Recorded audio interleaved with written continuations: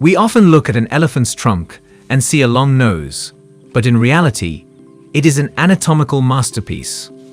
What makes the trunk truly bizarre is what it lacks: bones.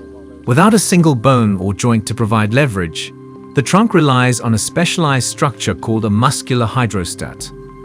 This is the same principle that allows your tongue to move or an octopus to curl its tentacles. Because water is incompressible, the muscles can contract in one direction to force expansion in another. It is a constant, fluid dance of pressure and precision.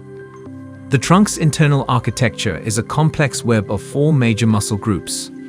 You have the superficial muscles on the top and sides that handle the big sweeping movements.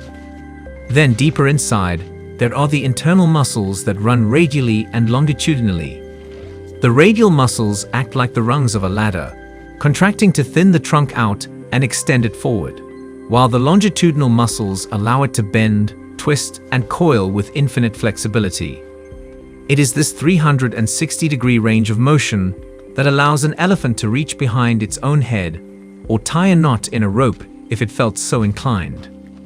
But the trunk isn't just about raw strength. It is perhaps the most sensitive sensory organ on the planet.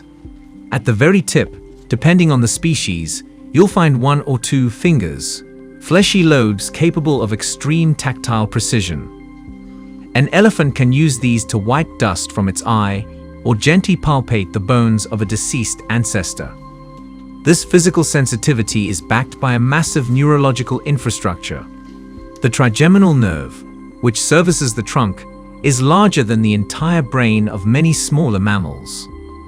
This creates a direct, high-speed connection between the trunk's tip and the elephant's consciousness, allowing for a level of coordination that rivals a concert pianist's fingers. Of course, we can't forget its primary roles: breathing and smelling.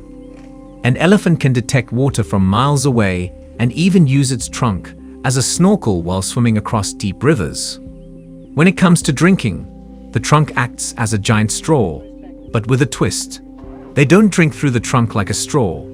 They suck water into the nasal passages, up to 2 gallons at a time, and then spray it directly into their mouths.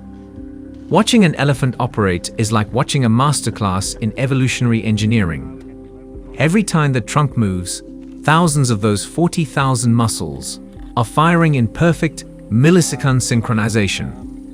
It is a tool of survival, a social instrument for trumpeting and greeting, and a weapon of immense power, all rolled into one seamless, boneless limb.